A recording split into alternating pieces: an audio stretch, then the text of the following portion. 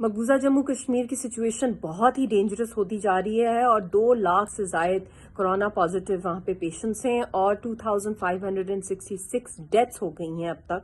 اور آج کے دن ہائیسٹ اسپائک ہوئی ہے کورونا کی. 4650 لوگ پازیٹیو آئے ہیں کووڈ کے اور اس کے اندر 51 ڈیتھس ہو گئی ہیں. اور جو سب سے شاکنگ بات ہے کہ ایک تو کوئی ہیلتھ کیئر فیسلٹیز اویلیبل ہی نہیں ہے اور جو وہاں پہ آلریڈی 250 وینٹیلیٹرز تھے وہ بھی ہندوستان کی ویریس جو اسٹیٹس میں شفٹ کر دیے گئے ہیں. نہ کوئی ویکسینز ہیں اور انڈیا میں ہر جگہ 1 مئی کے بعد ویکسینز بانٹی جا رہی ہیں. اور خود انڈیا کا کیا حال ہے اس وقت، ہوش کے ناخن لینے چاہیے اور خدا کا خوف ہونا چاہیے کہ کشمیریوں پہ اس ظلم کی جو انتہا کی جا رہی ہے کورونا کی آڑ کے اندر، جب خود ہر انڈین جو ہے اس وقت آکسیجن ڈھونڈ رہا ہے، مگر کشمیریوں پہ تو اس کی بھی انتہا کر دی گئی ہے کہ جو ہمارے پرزنرز ہیں ان کو انڈیا کی ویریس جیلز میں شفٹ کیا جا رہا ہے، جو جموں کشمیر کے پرزنرز ہیں. اور تہار میں بہت تیزی سے کورونا پھیل رہا ہے اور وہاں پہ کوئی ویکسینز یا نہ کوئی ان کو علاج کیا جا رہا ہے، نہ کوئی ان کی ٹیسٹنگ کی جا رہی ہے. اور ادھر وہاں پہ بہت سے لوگوں کی جانوں کو خطرہ ہے جو کشمیری بھی ہیں. اور میں دنیا سے بھی اپیل کرنا چاہتی ہوں کہ